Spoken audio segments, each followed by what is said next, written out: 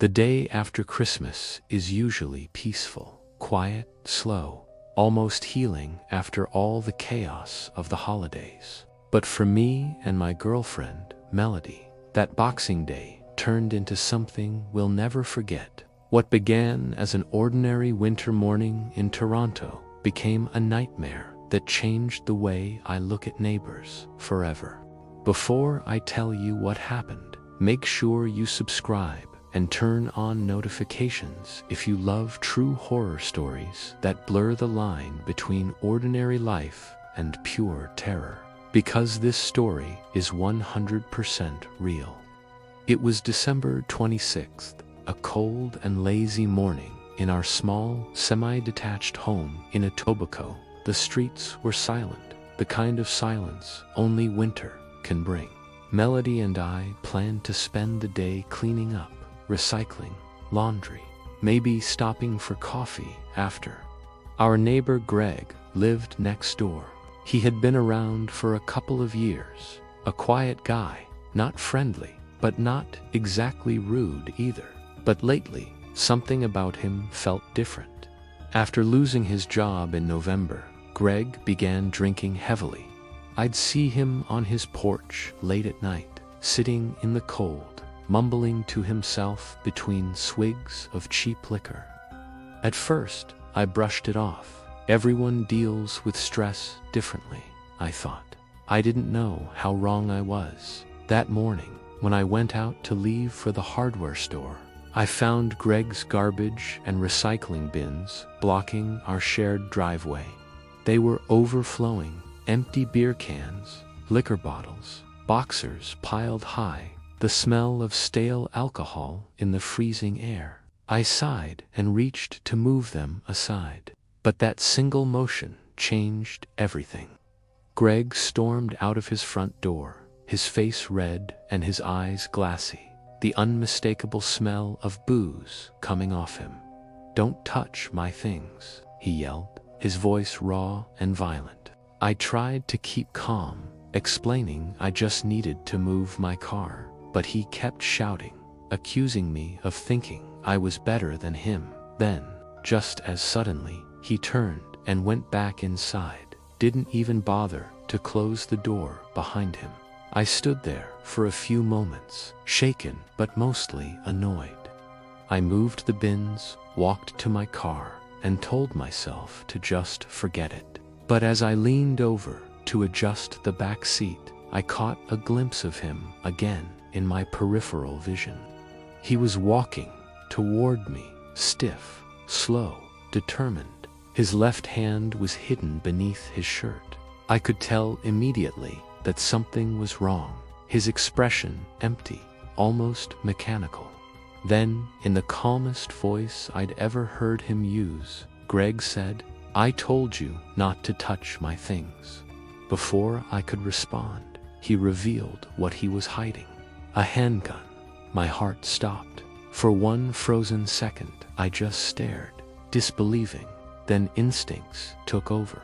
I turned and sprinted back inside, slamming and locking the door behind me. "Melody, call 911 now," I shouted. My voice cracked as I ran to the living room window. Greg was standing in the driveway, shouting something I couldn't make out. And then the gun fired. A deafening crack shattered the morning silence. Brick dust sprayed from the side wall where the bullet struck. The second shot hit the side door, splintering the wood near the handle. Melody was on the phone with emergency services, her hands shaking so hard she could barely hold the phone steady. Greg started kicking the door, screaming incoherently, sometimes furious, other times sounding almost like he was crying. Each thud against the door made me flinch. We ducked down behind the couch, hearts pounding. I remember thinking the next one could come through the walls. Every second felt like its own eternity. Then, faintly, I heard sirens, the most beautiful sound I've ever heard. Greg went silent. For a moment, there was a terrifying stillness. Then he shouted one last thing, "You'll all regret this," followed by a final gunshot. After that, the only sounds were the echo of police shouting commands outside. Through the window, I saw the red and blue lights reflecting off the snow. Officers ordered him to drop his weapon. It took a long, suffocating minute before he finally complied. They tackled him on the icy driveway, handcuffed him, and led him away. Even from that distance, I could hear him sobbing, repeating, "It was supposed to be me. It was supposed to be me." Those words haunted me for months. We found out later that Greg had planned to take his own life that morning. Something, maybe the alcohol, maybe desperation, made him switch targets. Maybe seeing me touch his bins gave him just enough rage to redirect the violence outward. I'll never really know why. But after that day, we couldn't stay there anymore. The house that used to feel like home now felt like a trap full of ghosts.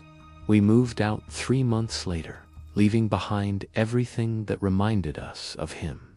Even now, nearly a year later, every time I see someone's trash been knocked over on the street, my chest tightens.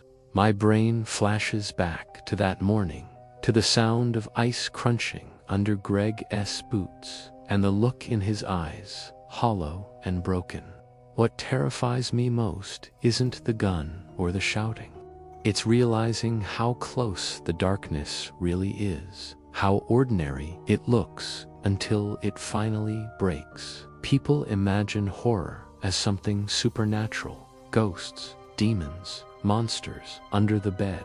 But real horror lives next door. It waves at you when you're getting the mail.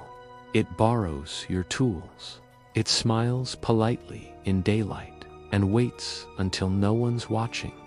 Maybe Greg's story is more than just madness. Maybe it's about how fragile the human mind can be, especially when drowning in hopelessness. The holidays often bring light and laughter, but they also bring loneliness to some people, and in silence, that loneliness turns to something far darker.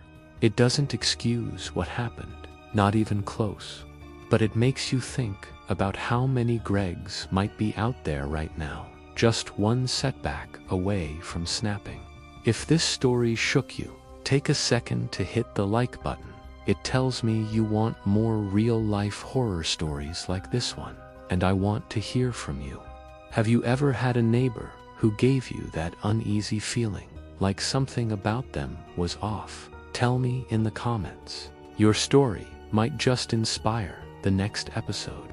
If you made it to the end, you re part of the brave few, the ones who stare into the darkness and keep listening. Don't forget to subscribe because there are more stories like this, waiting to be told.